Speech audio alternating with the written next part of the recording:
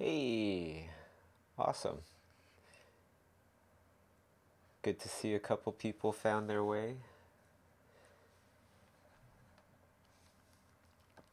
I'm just painting something for fun on this lovely Sunday.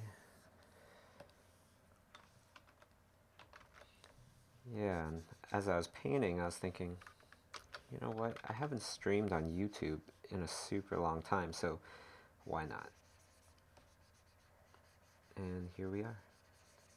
So this is a very kind of non-official stream, so it is very, very casual. What are you drawing exactly? Can you guys hear me? Somebody's saying they cannot hear anything.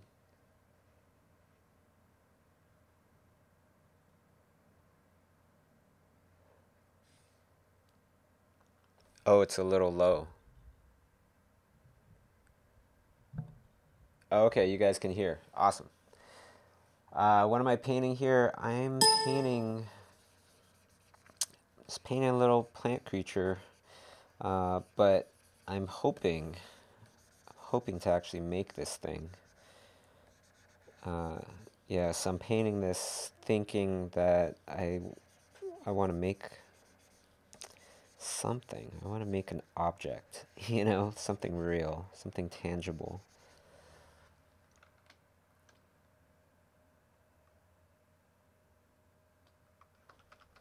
Okay, so yeah, looks like everybody, well, should be able to hear something.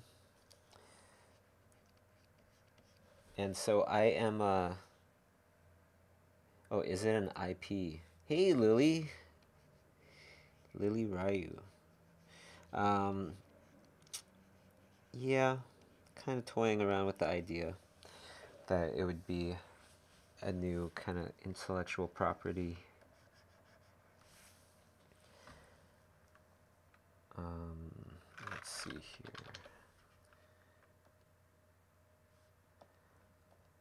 But really, the idea here is just to paint something where um, something that I want to paint just for myself.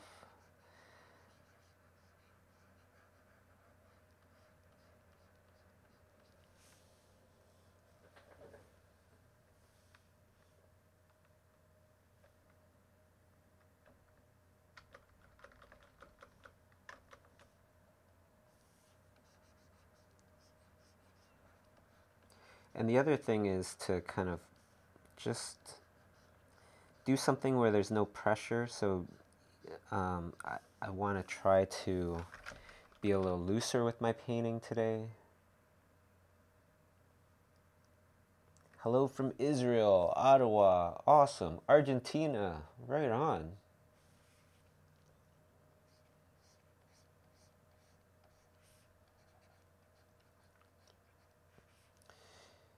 Taiwan, Taipei, that's where I was born actually, so right on. Oh, question, okay. I'll try to answer as many questions as I can as well.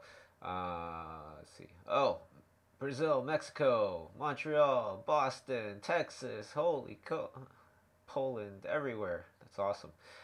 When you started Imaginism Studios, um, you and Kay did a lot of sketchbooks and went to events. Can you elaborate more on that part of your career? Yeah, I live in Toronto, Canada, so Kay and whoa, holy smokes! Big shouts out to all these people here: Poland, UK, Austria, Portugal, Italy, Germany, Montreal, South Africa, Costa Rica, Egypt, Philippines, Portugal, Iceland. Wow, Finland, Egypt, Colombia, Florida, Saudi Arabia, Russia, France, China, America, Jordan, everywhere. Holy, Latvia, India. Wow, not bad for a spontaneous stream. Well, for all of you out there that live in other countries and stuff like that, this probably pertains to you guys even more because, yeah, when Kay and I we started out the studio, nobody knew us. You know, we're brand new, and how do we get known? How do we get people to know our work and therefore give us work? Um, so we made sketchbooks. We made sketchbooks like crazy. Every 3 months was the goal to put out a new sketchbook. And the idea is that really great artists that are professional and everything, they only have time to put out a sketchbook every, you know, a year, 2 years, 3 years maybe, sometimes even less than that. Well, we didn't have any jobs, we are just starting off, so we're able to put out a sketchbook every 3 months. And that would be our so called advantage. You know, so that's what we did. We put out sketchbooks every 3 months until a year went by, or just about a year went by. We had a table at San Diego Comic-Con that we still have, and we went there and we displayed our books. And because we had so many books, it was like, holy cow, where have these guys been? They look like they've been around for so long, but we haven't. You know, it's just, that was just part of the plan, was to make it look like we have. And of course, if anybody asked, we would say, yeah, how many years have we been out? Well, we've been out for 1 year. But if nobody asked, then we just wouldn't say. And if anybody asked, oh, how come I never seen you before? Then we'd just say, oh, it's probably because we're from Canada. You know, which is the truth as well. So, yeah, that's how it all kind of happened. Gun Geek. I want to take some of your classes on schoolism, but my mom thinks the classes aren't real. What should I say to convince her? Look up the instructors and show the instructors and what they've done. So many of us, like if you gathered all the credits of the schoolism instructors, you would have so many credits beyond any college, beyond any school out there, because it's like so many of, like, Ratatouille, Toy Story 3, Halo, so many of the top things. So many of the instructors have worked on Planet of the Apes, or what's it called? Revenge of the Planet of the Apes? Rise of the Planet? I forget. But there's a lot. There's so many. And the thing is, it's like two of our instructors were nominated for an Oscar. I have an Emmy. Not that that really means anything, or should it mean anything, but it's like these kind of cases where hopefully it does mean something, and you could tell your mom, hey, look, my university teachers and stuff, they've never been nominated for, that much. These guys have actually won stuff. But anyhow, and what I just started my channel. I'm planning to make some art. Okay, oh my gosh, there's too many questions here. Are you using the standard Photoshop brush? Okay, no, I'm not. I'm using Kyle's paint box, Gouache a Go-Go Tilt. Okay, that's the brush that I'm using. And I believe, like, he just got acquired by, like, Kyle Brush just got acquired by Adobe themselves. So I believe it's all free now in the cloud, in the subscription thingy that they got, whatever it's called. Adobe Creative Cloud, that's what it's called. Yeah, so you could just go on there to get them.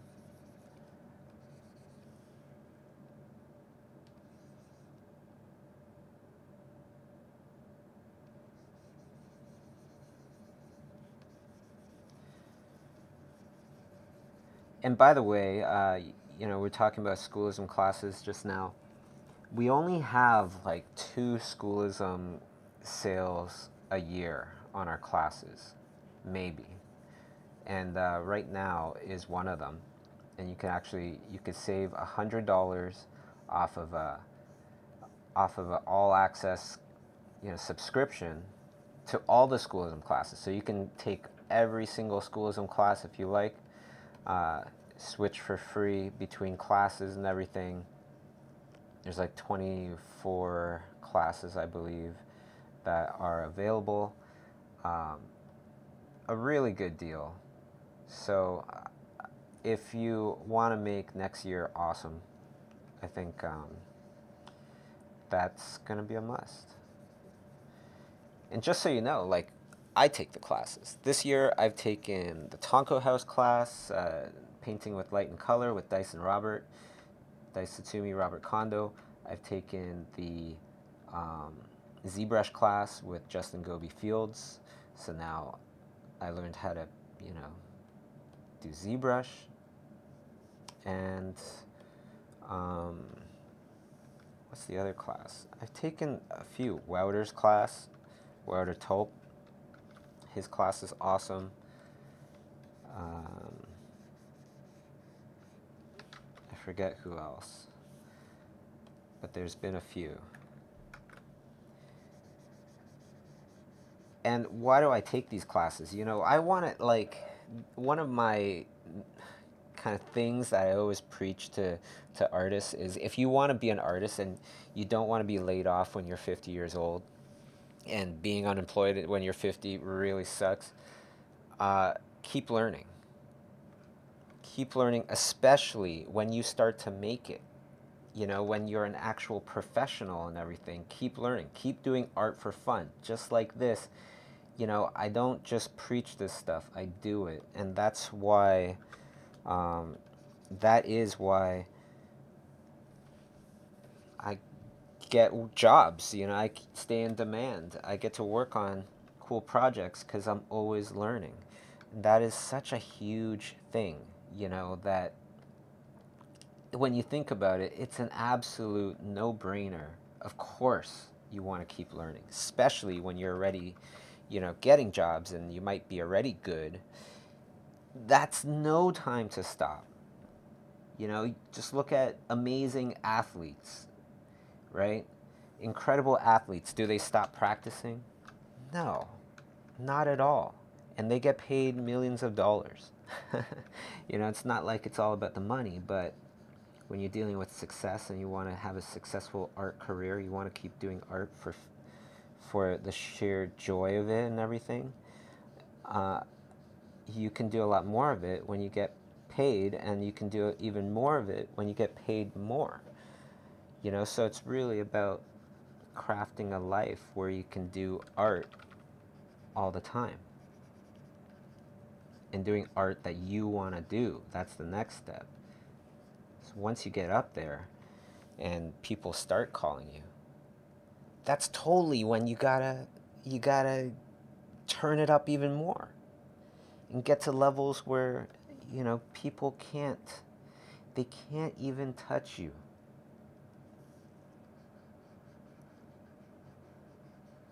And I don't just say that, it's tough for me as well.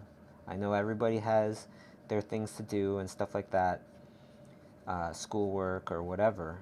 Yeah, I got stuff too. I feel you. I'm there with you. I'm working on 2 movies right now. We have a TV show, Nico and the Sword of Light, that just got nominated for 2 Annie Awards. Doing a bunch of schoolism workshops around the world this year, and this year I'm going to be going as well.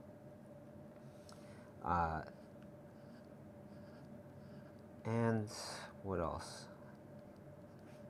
There's the Schoolism Lake House, where we're registering artists for the Schoolism Lake House right now, 30-day in-house workshop. And there's just so many things. But I'm here. I'm here in my studio on a Sunday morning, got up nice and early to go and do some painting, do some of my own painting. You know, do it. You got the choice. That's the best thing about art.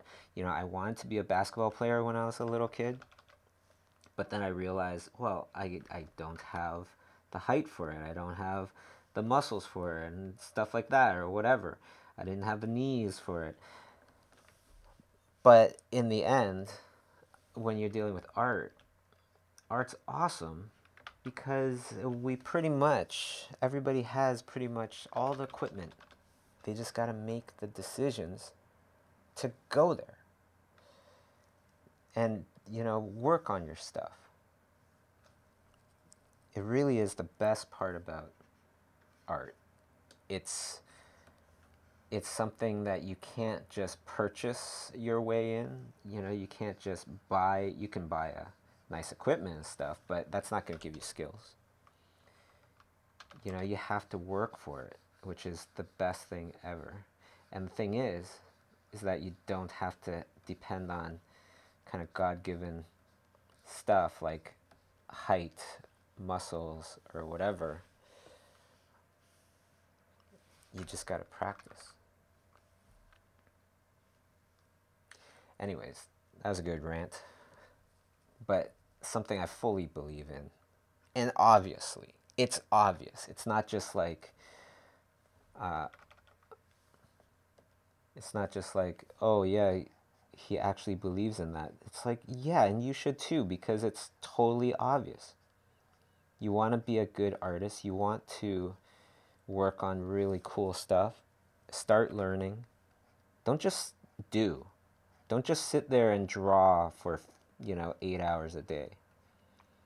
Learn.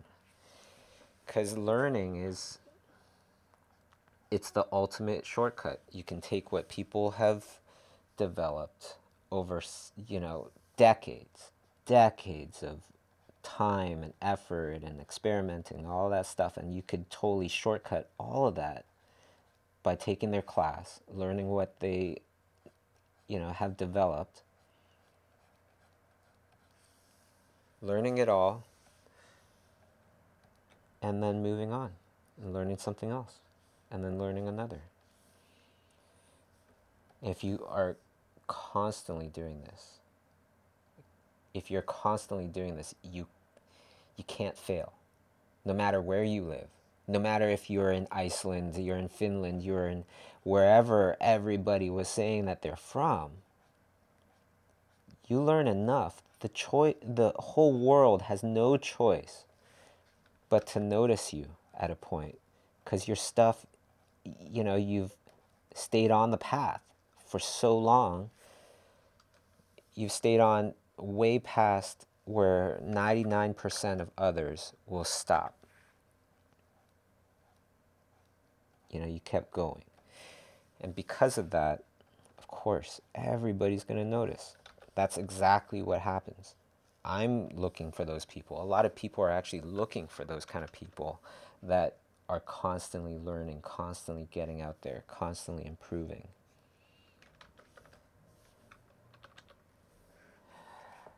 Okay. Oh, a bunch of questions are coming in again. Somebody is saying, okay, I'm going to have to slow this down a little bit. Bobby, what do you think makes something worth being called art? I mean, what are the boundaries between art and non-art, but just craft? That's a deep question. But I could tell you what I think the different levels of art are.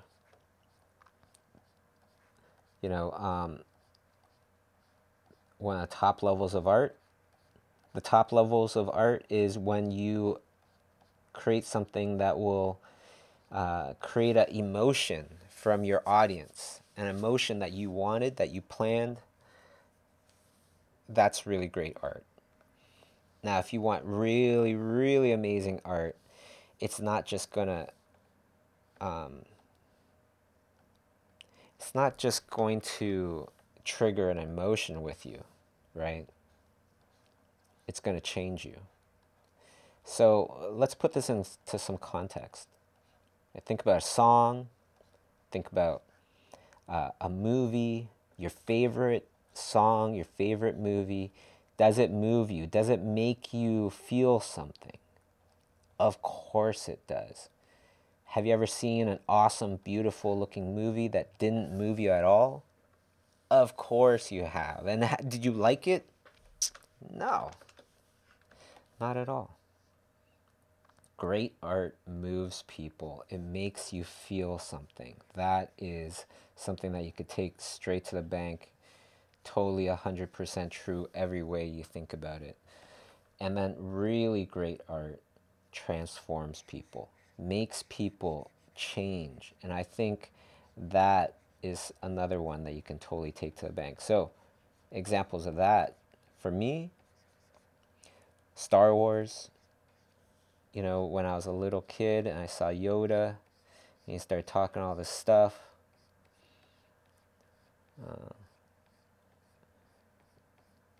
was it, do or do not? There is no try. Something like that. You know, and I was like, oh yeah, that totally changed me. You know, there's artists like Banksy doing incredible things where you're just like, oh wow, I never, you know, thought about it like that. Just changes people. Ai Weiwei, same thing. Changes people.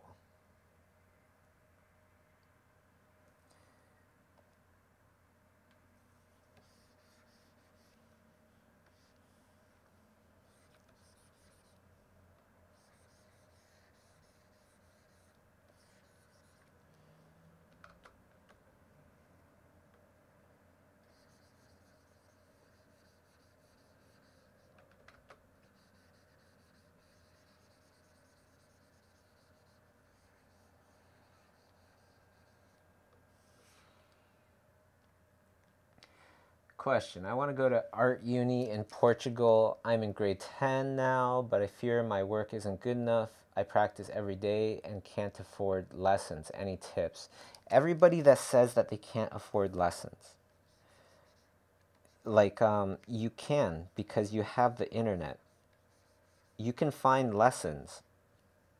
I have free lessons on my channel. You can find them. You can look at say this painting. When I started it, you know, screen grab the drawing and start painting along with me.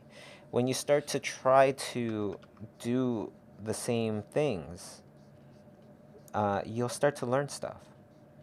When you start to go through the same motions, it's totally different than just watching a painting happen. And the thing is, so the head of story, Alexandro Carloni, you know, grew up no art school around. No art school around, just had VHS tapes of Disney movies. Kept pausing them, drawing it, trying to figure out why does that work? Why doesn't it work? Things like that.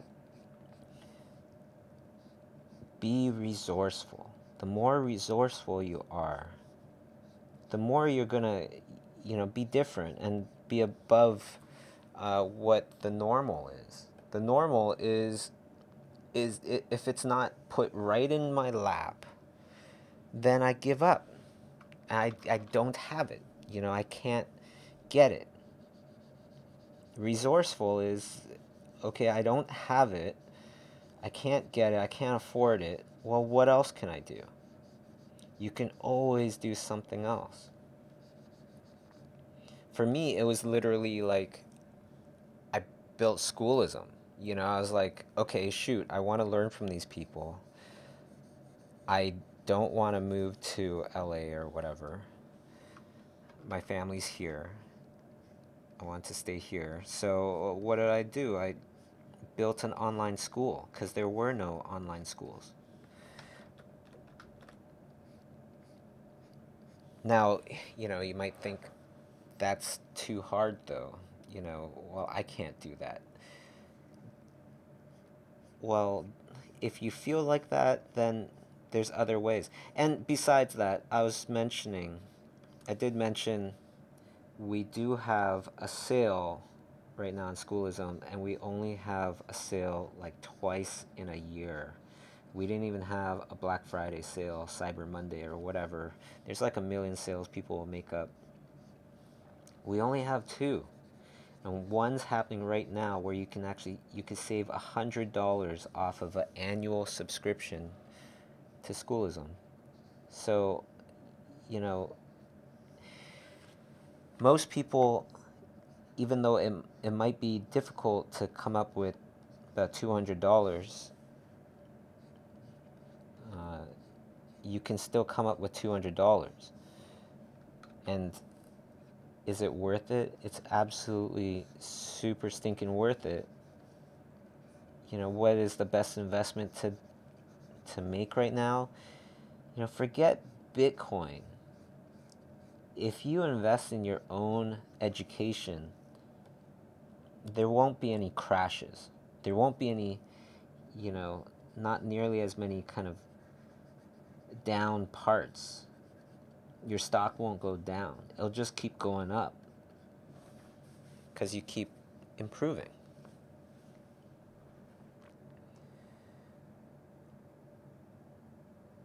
Okay. Cam says, I got a ticket for a Schoolism Live workshop in Shanghai. I will see you there, Cam.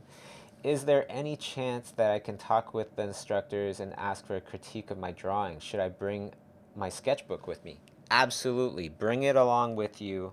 We definitely have opportunities for that. Schoolism Live workshops are awesome because it's like 100, 200 people, roughly. So there's way more opportunity to talk with your instructors and have like actual engagement where you really truly learn something and you leave leveled up. Yeah, and might as well mention that Schoolism Workshops 2018, we just announced that. I believe it was like last week or the week before. Going to 8 different cities around the world, doing 8 different workshops. It's going to be awesome. Come travel with us, come hang out, come learn. And there's a promo code for that. So the promo code ends on the 15th of this month, so in 5 days or whatever. And it's Inspire. Okay, so if you type in Inspire, where it says promo code for a workshop, then you'll get a nice discount for the early adopters there. Can you give as much info as possible for the Dublin 2018 Schoolism Workshop? Dublin is gonna be lit. That is gonna be an amazing workshop. Why? Because we got Shannon Tyndall. Shannon Tyndall is responsible for Kubo. That is going to be an incredible workshop. We've never had Shannon Tyndall before. And he's part of a power couple. Megan Brain, his wife, one of like the best paper sculptors ever. She is going to be there as well. That's going to be amazing. But there's also going to be Stefan Martinier, Avengers, Fifth Element, but Avengers, oh my gosh. The Black Frog, another live action, super heavyweight. Sylvain Mark. Sylvain Mark is animation, top level dude. Can't even talk about the things that he's working on now. And Nathan Fowkes, who everybody should know who Nathan Fowkes is, pretty much. So that's going to be star-studded. Are you drawing Mushroom? I am Groot. I am root. Yeah, I am drawing a mushroom, dude. I'm drawing. What am I drawing here? Maybe I'll do a little bit of background.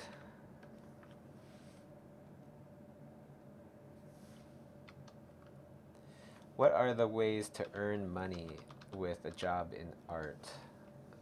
Well, there's so many ways, right? There's comic books. There's well, I work in movies. Um, but yeah, there's like a million. Hi, Bobby. How often can I apply for the schoolism house? And is it a problem if I'm vegan? No, it's definitely not a problem that if you're vegan. Actually, much of the food that we get from the schoolism, for the schoolism house is like food from local farms and things like that. It's wonderful, and we've had plenty of vegans in the schoolism house. How many times can you apply? As many as you want. Absolutely. Part of life and something that we heavily believe in is that you don't take no for an answer. Most of the time, I expect a no for the first like 2 or 3 times, and I expect to get a no and keep going and keep coming back, over and over and over again. And that's why I've gotten so many of the things that I've gotten, or achieved so many of the things that I wanted to achieve. It's just because it's not because of much else except for the fact that I stuck around and I didn't leave and I kept going. So all you gotta do is do the same, all right?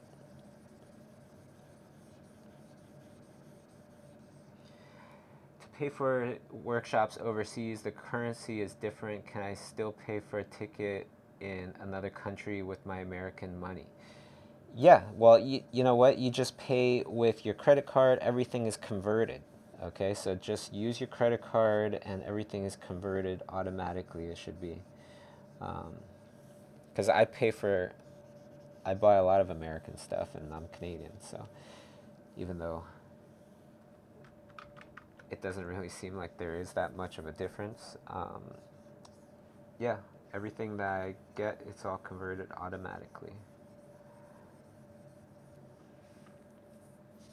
So many questions. Thanks so much, by the way. Oh, hello, Bobby. Lainey Nguyen asks, what were your first drawing jobs ever? That is such a good question. I think that's the first time anybody's asked me that. So I gotta think back a bit. My first drawing job was painting some signage on the side of a bank, on the bank window. Another early art job was doing art for BBS sites back in the day. And BBS is like, it's kind of like websites before the internet, where you have the phone that would go or whatever it would do. Um, yeah, great question.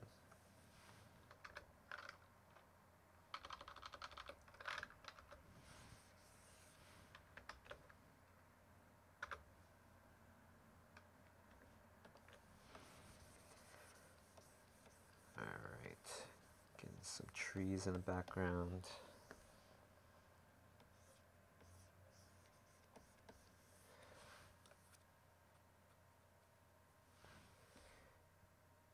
Ona asks, do you think there's a place for everyone who works hard in the animation industry, or is it very competitive? Um, there's a place for everybody. You gotta get your skills up there.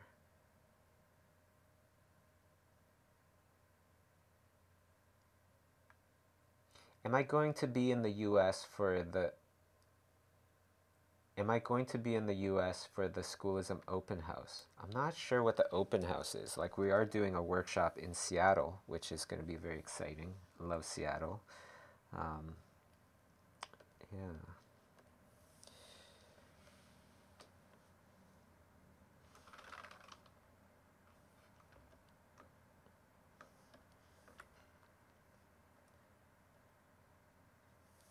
But the schoolism house, the applications for that, we are um, we are reviewing applications right now. Definitely sign up if you're interested and just try. That's my kind of opinion or advice for you if you're kind of interested in that kind of thing, because it is quite the experience. There is nothing else like it. Where else do you actually live with your mentor and your other, classmates and everything, your fellow artists? You're in the same house day in, day out.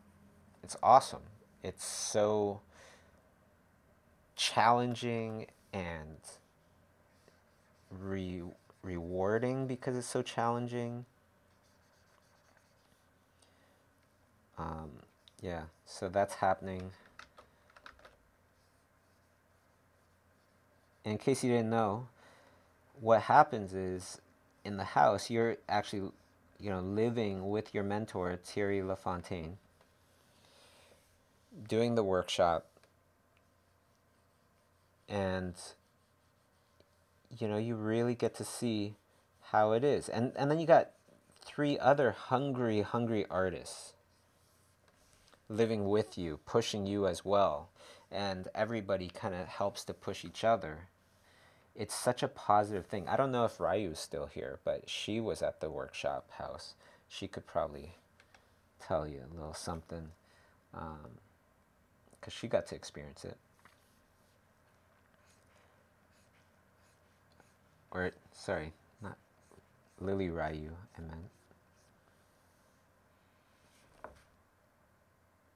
Visit Vietnam someday. I would love to. How hard is it to get to work in other countries like Canada or the States if you live overseas? Everything is difficult in the beginning. I, I'm not sugarcoating anything for you guys. I'm just going to keep it 100%. Everything is difficult in the beginning, but it's just difficult because mostly it's this mind game of like, what am I going to do with my life today? Am I going to work hard or am I going to just slack off?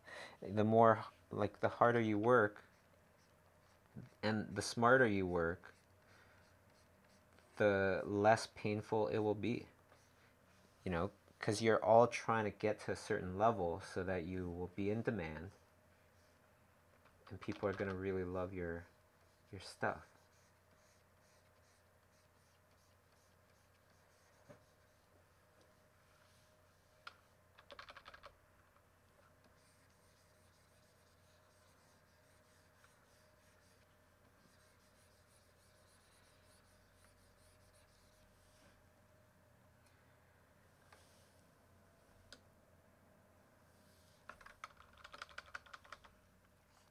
I think the one thing is that I mentioned there is, depending how hard you work, but also how smart you work. So if you're just working, like on trying to get over here by contacting as many studios as you can, and that's it might be very difficult for you because you got other people like me where I'm just working on my skills. I'm just constantly working on my skills. And as you're working on calling people, I keep working on my skills. So you want to have, like, for me, I didn't call people. I went to places. I saved up my money. I went to places. I went to Comic-Con and stuff like that, to meet these people in the places that they go, and then from there I would get the contacts and everything.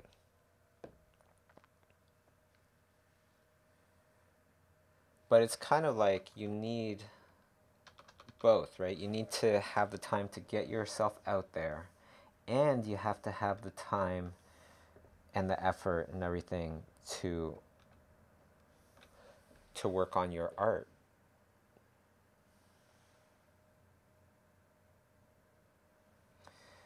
What size canvas do you usually paint on? It just all depends. This one's simple. This is a 8.5 by 11 inch canvas with 300 dots per inch, 300 resolution.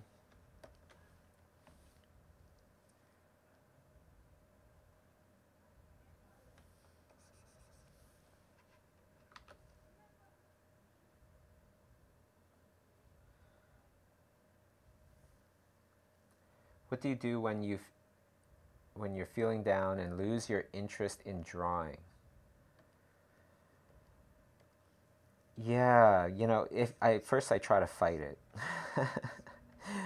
And usually the way that I fight it is I will turn on an audiobook or something or a podcast or something. So um, if that doesn't work, then what I do is I'll go exercise or meditate, one of those things. Sometimes you got so much on your mind, it's hard to meditate. So then I just try to exhaust myself by just exercising like crazy. So I would try that. But, you know, life is good though. Life is good. Why? Because you're alive to experience life right now. And good things are attracted to good vibes, so you stay nice and positive. I know it's difficult, a lot easier said than done, but if you stay nice and positive, then um, more positive things come to you.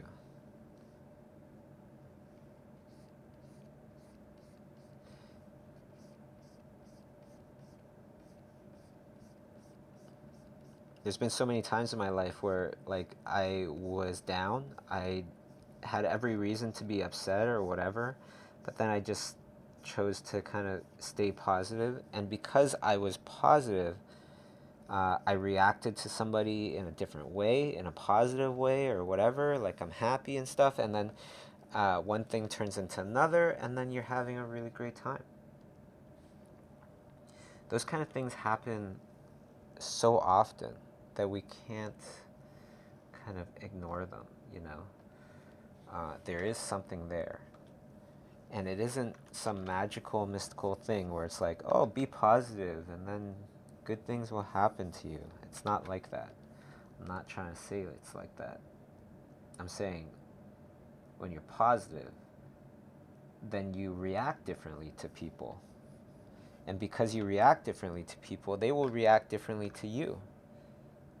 Hey, Noah, right on.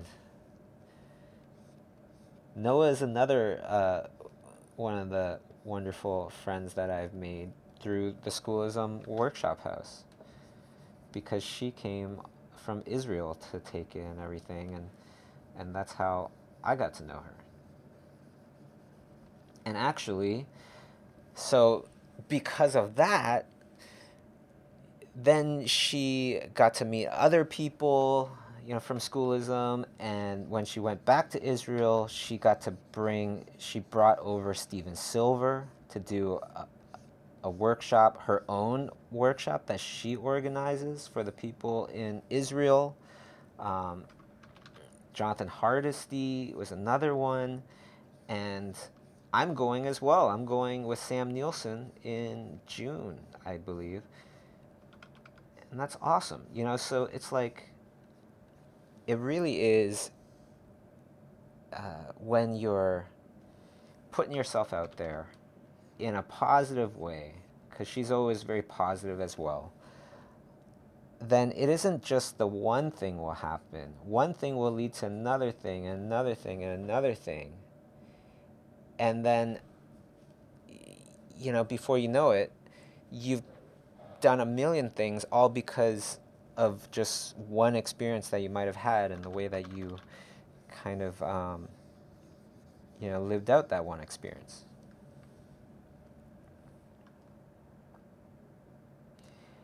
Yes, I am coming.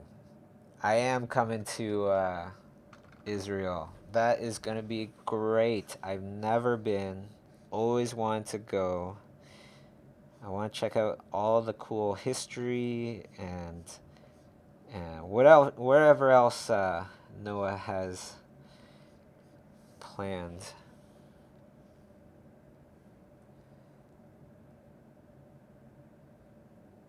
Oh yeah, sorry. I totally let the cat out of the bag, didn't I, Noah? Don't worry, this is a spontaneous stream, so um, we'll make a nice big stinking super announcement when people can get tickets and everything.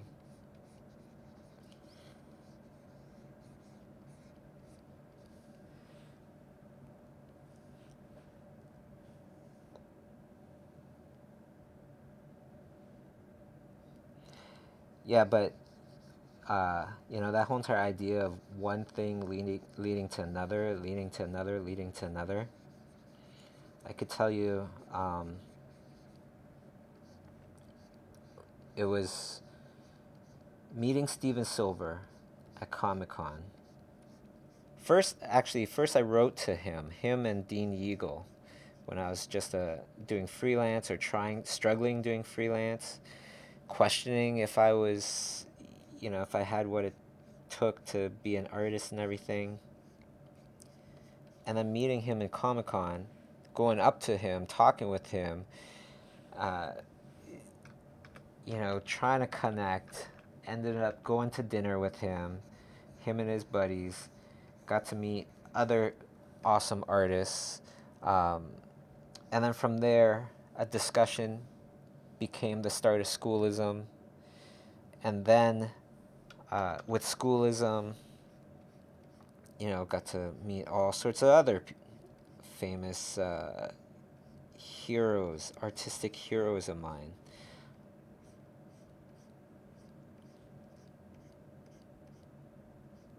And so on and so forth. Another big example is when you work on a movie. The movie might stink. You could totally talk shit about it. But if you don't, and you just more concentrate on the positive things about it, um, there's far more likelihood of people taking you with them to the next film that they're working on. So even though you might not have liked working on Garfield or whatever it might have been, Scooby-Doo or whatever, uh, there's going to be somebody from that movie that's going to make another movie. And they're going to want to bring on the positive kind of people to surround themselves with instead of the whiny ones that are always complaining.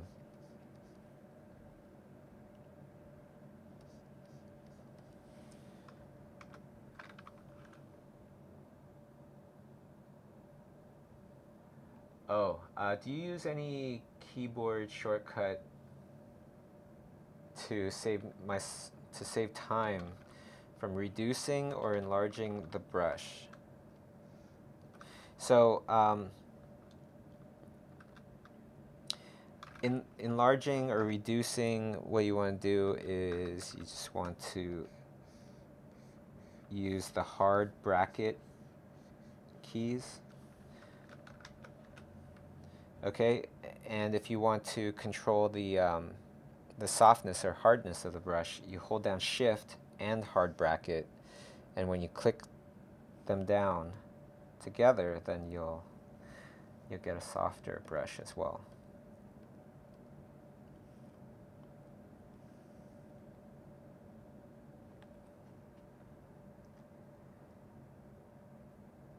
Drawing Maniac, right on, man. Thanks so much. It's so encouraging to hear, you know, that these things really matter to people. And it's actually because of people like yourself that, told me about the streams and how it kind of affected you and things like that. There was a point where I stopped doing the streams. I don't know if anybody remembers, but there was a point. But it was because of years, a couple of years, I think, of people just emailing in or messaging me on Facebook or Instagram or Twitter or whatever, and just saying that they missed the streams, that was the reason that I came back on YouTube so much, or came back in just doing streams so much.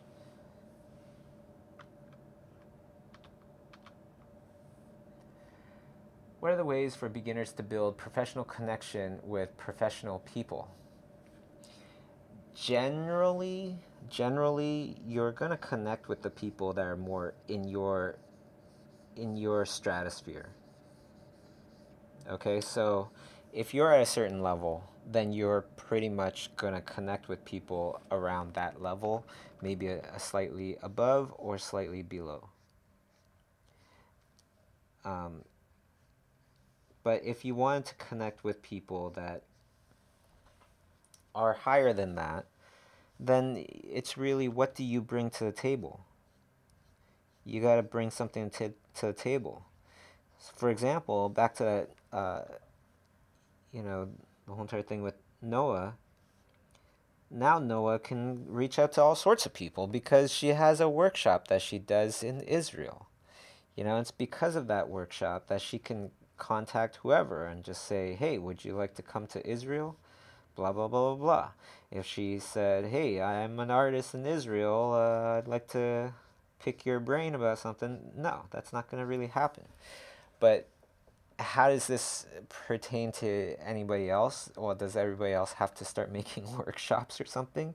No, not necessarily. Totally think outside, like beyond, right? So what if it was, you have a podcast and you do a podcast, so you'd like to, you know, get so and so on the podcast. Then all of a sudden that makes sense to be able to reach out to that person. But if you don't want to start anything, you just want to just kind of hear back from somebody, ask them something that matters to them right now. You know, their latest project, their latest news, or whatever. Maybe it's some good news. Ask them something about that, and then they will respond because that's, or they're much more likely to respond because that's what matters to them right now. So for example, if you know, if you message the Victor Kalvachev right now, talk about his Kickstarter, because he has a Kickstarter campaign going on. You know, he has 100,000 subscribers or whatever, followers. How do you cut through the noise? Ask him some questions about Kickstarter that would be great for him to answer, because then it gives him an excuse to talk about the Kickstarter thing more, and then he can tweet about it.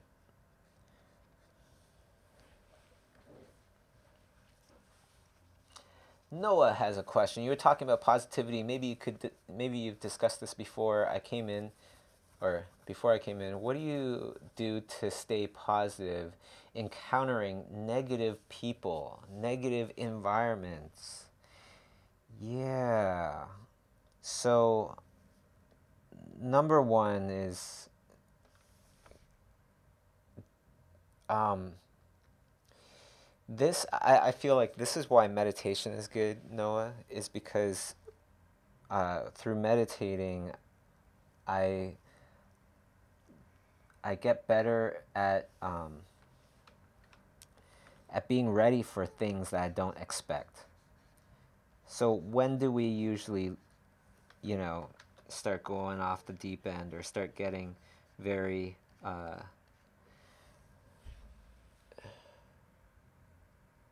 very frazzled, very nervous or whatever? It's a lot of times it's because something happens that we don't expect, right? So I use meditation to help with that by, you know, blanking my mind and all that stuff. But towards the end of my meditation, I concentrate on a couple things. And one of them is being prepared for things that I don't expect. So people that yell at me, maybe they're yelling at me and I didn't even do anything, you know? I think about that. I think about telling people stuff and then they don't do it properly. And I'm going to keep my cool, right? And go, okay, well, that doesn't really seem like it was done right. Maybe it could be done like this. and trying to be nice about it. Um, if it's negative people, then you'd want to just prepare yourself, concentrate on meeting negative people, and how do you want to react in your best case scenario. How do you want to react, and then start reacting that way in your mind. And I kid you not, one day somebody's going to do the exact same thing that you've been meditating on, and then you're going to totally clue in, and you're going to be like, oh shoot, yeah, this is the thing, and I'm going to react like this. Yeah, so negative environments, negative people, and of course you try to just avoid them in general. But if you can't avoid them, then that's what you do. Definitely don't get engaged in more arguing.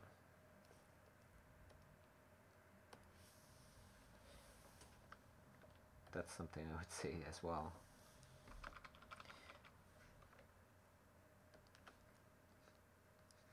Sometimes we feel like we need to, but a lot of times we just need to kind of sit there and think about it for a sec.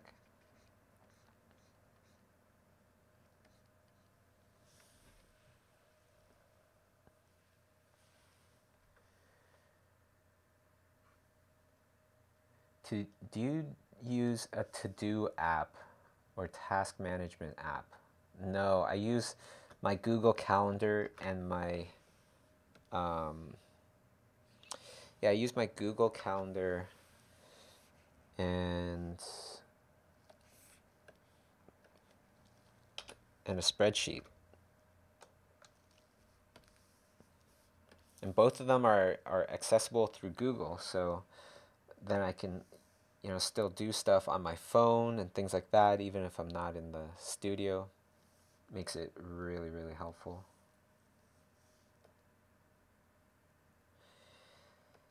Yeah, so this guy, I'm thinking this guy is the thinker. He's just going to be staring off into space, pondering life.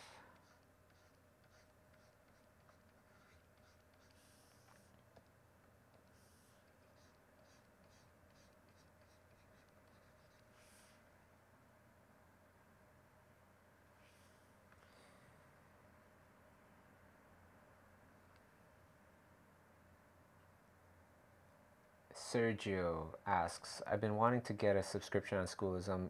What would you recommend to start with?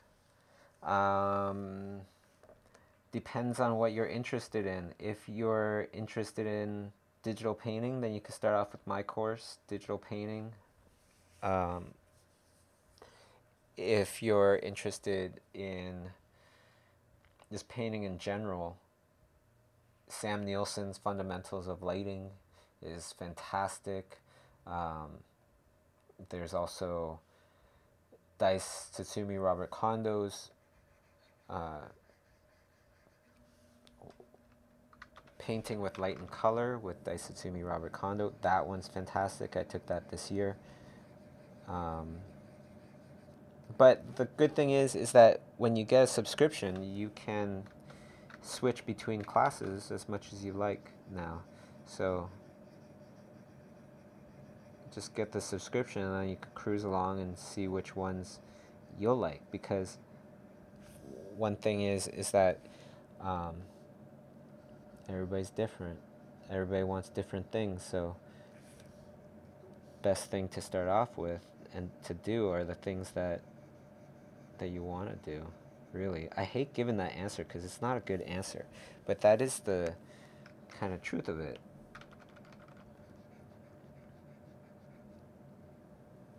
Would I tell you to take Justin Goby Field's class, Introduction to ZBrush? If you don't do ZBrush? Maybe. If you're like me, I was always very interested in ZBrush. I still am. And so finally I was like, I'm going to take that class and learn ZBrush.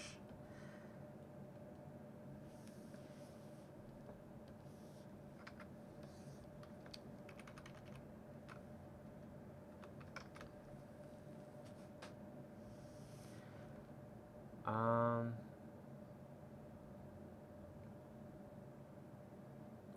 Roger, how do you add personality to the character in painting? Mine somehow looks very boring. Um, I think it's kind of like it's almost like a cooking kind of thing. You look at you can't concentrate on the individual little things that you're doing to the soup. You gotta just look at the whole soup in general and taste it and see if you like it. And what is it missing? Sometimes we don't know what it's missing. So then what do? You ask for another opinion. Um, but for me, I look at it and I try to really think about it in terms of, if I wasn't me, if I was a person that didn't paint this painting, how would I feel about it? And is that the reaction that I want? Is that the reaction that I want people to have, right?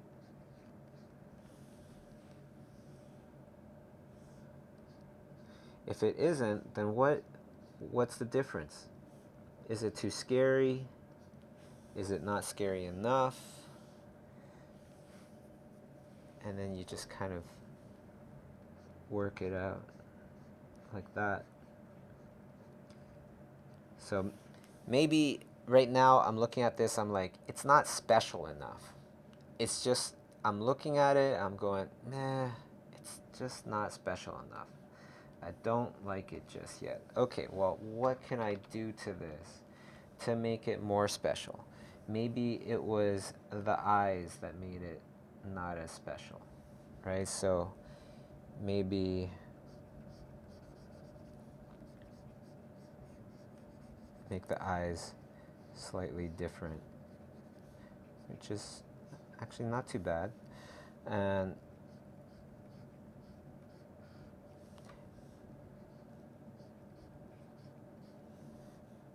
maybe, what else is there?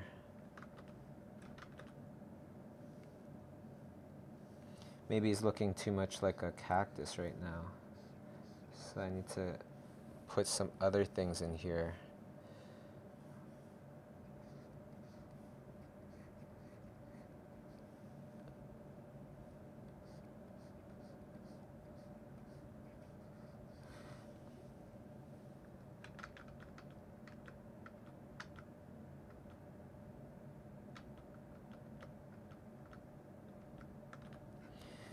Uh, I didn't really like any of that stuff, so what else can we do, right? Well, I could think of some things. So one of the things I'm thinking of is an interesting pattern, perhaps, right? So maybe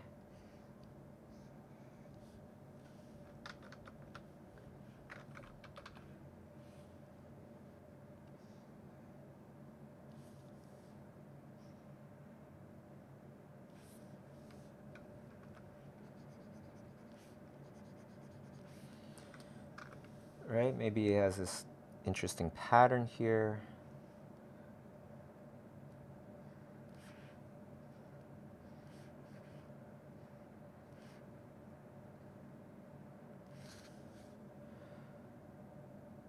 Or the pattern goes into the mouth, or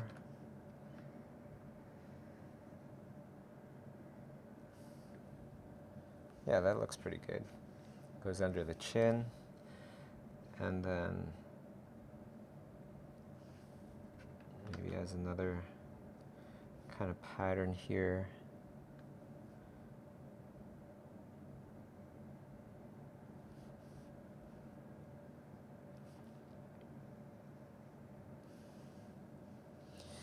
So now he looks more indigenous, which adds to the specialness to it. And it's like, do I like that? I kind of do.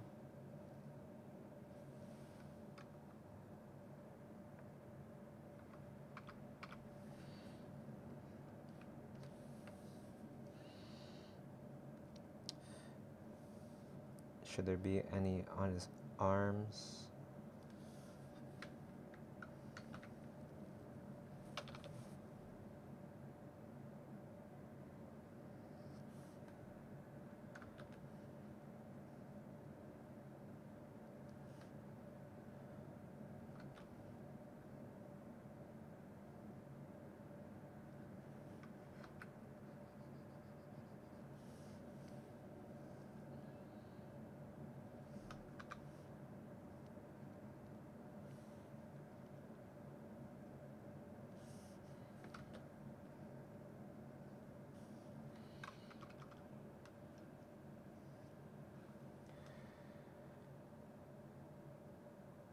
Um,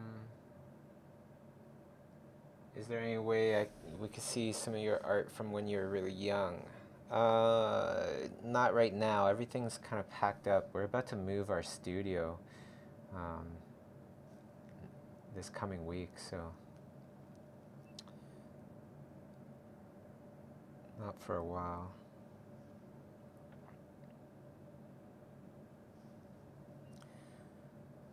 Then there is, I'm pretty bad at ordinary school.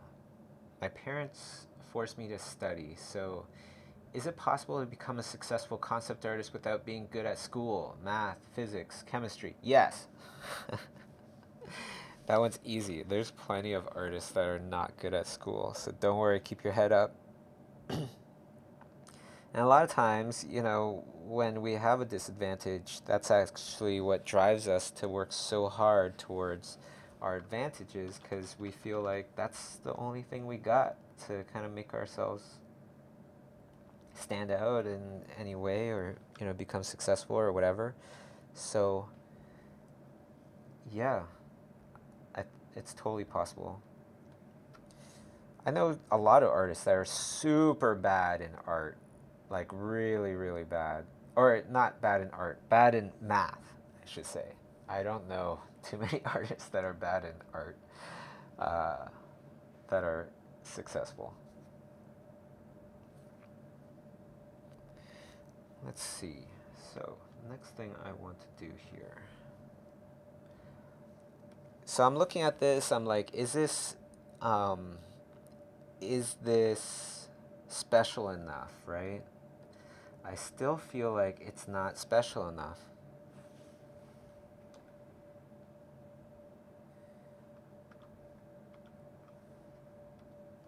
So I gotta think of some other stuff to put on there. Is it possible to talk a little of what you were drawing on this sketchbook that you mentioned before? Each sketchbook was on a different topic. So first there's girls sketches, so all sorts of different kinds of girls, from old grannies to little vampire girls to whatever. It was funny because I heard that that was like a really good topic to paint and draw for an art book, but I don't really draw pinup girls very often at all. I just don't have that much interest. So I drew all these like biker granny and stuff like that. Um, I totally didn't get it. But then the second one was cats and dogs, which wasn't that good either. Um, and then guy sketches, fairy sketches. I think creature sketches did the best uh, early on for obvious reasons, because that's what I have passion for. So, stick to what you're passionate about. That's the best chance you got.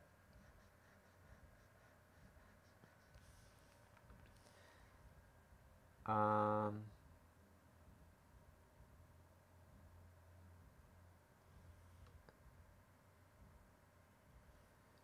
cool. Okay, so gotta make this more special. How do we make it more special? What I'm thinking is plant life that grows on this guy.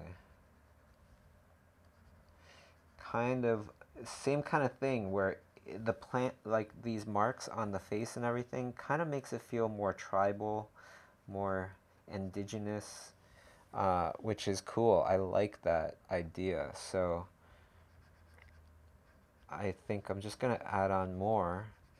I'm gonna add them on like foliage, like leaves and stuff, um, on its back, on its head and everything.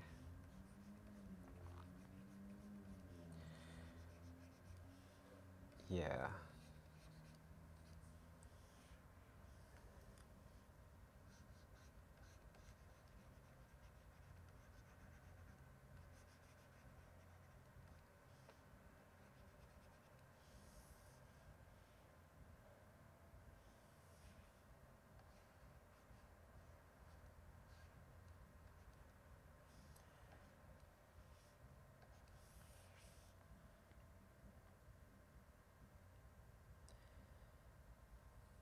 Okay.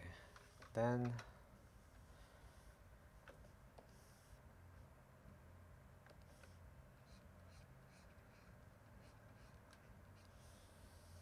just gonna lighten that up a little bit.